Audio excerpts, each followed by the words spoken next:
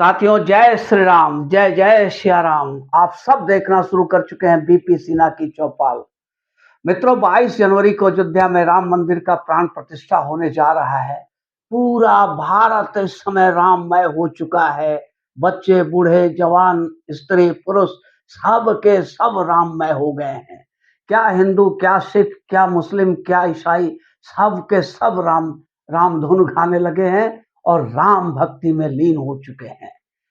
सिर्फ हिंदुस्तान ही नहीं, हिंदुस्तान तो पावन धरती है श्री राम की, पर हिंदुस्तान के बाहर भी पूरी दुनिया आज राममय हो चुकी है। ब्रिटेन के संसद में राम धुन बज रहा है, जय श्री राम के नारे लगाए जा रहे हैं। पूरा अमेरिका में, यूरोप में, हर जगह, आप अरब में जहां देखो वहां सब जगह राममय हो चुका है। इतना बड़ा आयोजन हो रहा है, इतनी बड़ी यज्ञ इसको कहा जा रहा है और वास्तव में है भी। पर मित्रों, भारत के अंदर कुछ ऐसे रामद्रोही हैं, काल नेमी हैं, जो वोटों के सौदागर हैं। सिर्फ उन्हें वोट चाहिए। उन्हें न राष्ट्र स्वाभिमान से कोई मतलब है, न राष्ट्र सम्मान से मतलब है, न सनातन के स्वाभिमान से, सनातन के सम्मान से कुछ लेना देना नहीं है। उन्हें सिर्फ उनकी कुर्सी प्यारी है और उसके लिए वो नाना प्रकार के प्रपंच रच रहे हैं। इस महान यज्ञ में विघ्न डालने के लिए तरह तरह के प्रपंच कर रहे हैं। ऐसे काल नेमियों की संख्या बहुत ज्यादा है हिंदुस्तान में। कुछ मुहूर्त को लेकर सवाल उठा रहे हैं, कुछ मंदिर को लेकर सवाल उठा रहे हैं, कुछ प्रधानमंत्री को लेकर सवाल उठा रहे हैं। तरह तरह से सवाल किए जा रहे हैं। पर ये आज सब राम भक्त बन गए हैं, सब पंडित बन गए हैं, मुहूर्त शास्त्री बन गए हैं।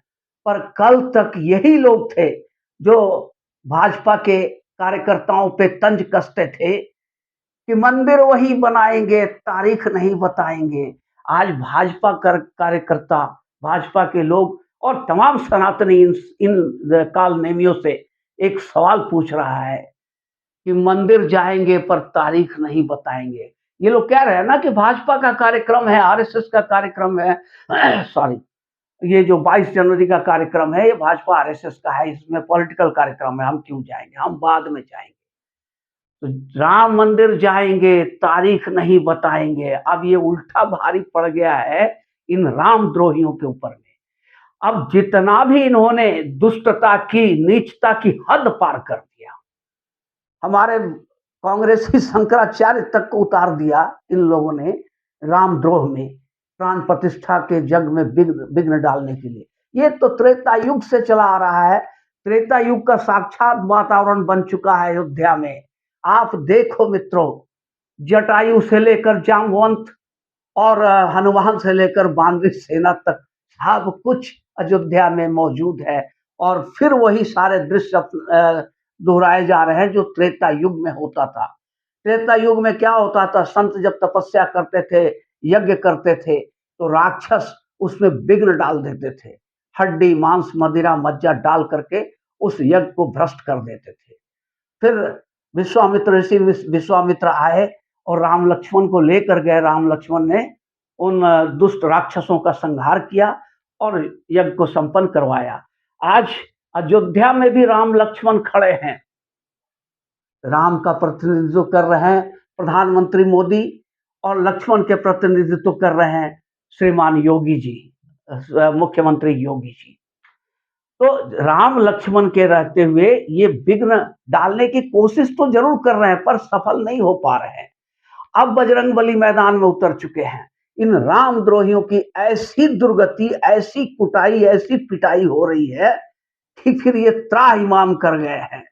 अभी देखो, अभी हाल में, अभी कल की बात है, जब राहुल गांधी न्याय यात्रा, अपनी कथित न्याय यात्रा, पता नहीं क्या न्याय हो रहा है देश के अंदर में, जिसके खिलाफ वो न्याय यात्रा लेकर निकल गए हैं।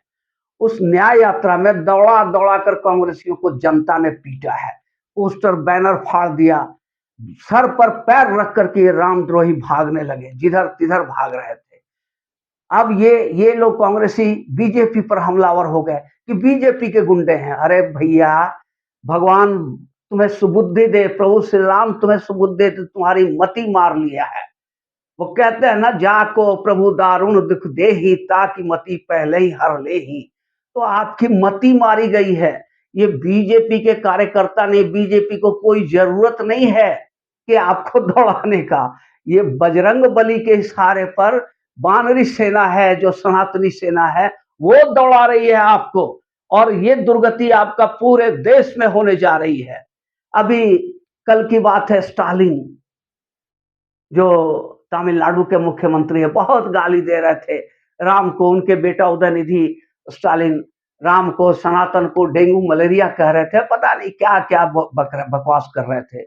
अभी कल की बात है, मोदी जी के दौरे में मोदी जी के साथ जब चल रहे थे स्टालिन, तो उनके कदम लड़खड़ा गए, गिरते गिरते बचे।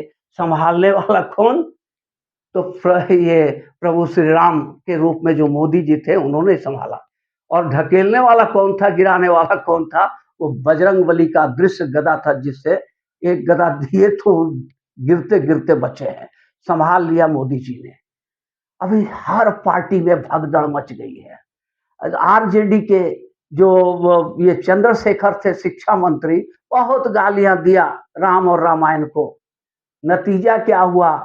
उठा करके नीतीश कुमार ने कचड़े के डब्बे में फेंक दिया है। वो तड़फड़ा रहे हैं, अब उनकी बोलती बंद है, आवाज बंद हो गई। स्वामी प्रसाद मौर्य बहुत गरिया रहे थे राम को, रामायण को। अभी समाजवादी पार्टी के विधायक ही उनके खिलाफ में अनशन पे बैठ गए कि इसको लगाम दो, बाहर निकालो इसको, वरना बहुत बुरा होगा। अब कांग्रेस पार्टी की स्थिति देखो, नेता छोड़ छोड़ के भाग रहे हैं, विद्रोह कर रहे हैं, त्रस्त हो चुके हैं। मिलिंद देवड़ा भाग कर, सबसे बड़ा स्तंभ राहुल गांधी के खासम खास राइट हैंड कह लीजिए, यूथ ब्रिगेड का जो मेंबर थे मिलिंद देवड़ा, वो भी भाग निकले, और हजारों की संख्या में कांग्रेस में भगदड़ मची हुई है। आरजेडी के बड़े नेता भाग करके बीजेपी में आ रहे हैं। जेडीयू से भागने की तैयारी थी, पर जेडीयू अब बीजेपी के साथ अटैच होने जा रही है, इसलिए उसकी जान बच जाएगी।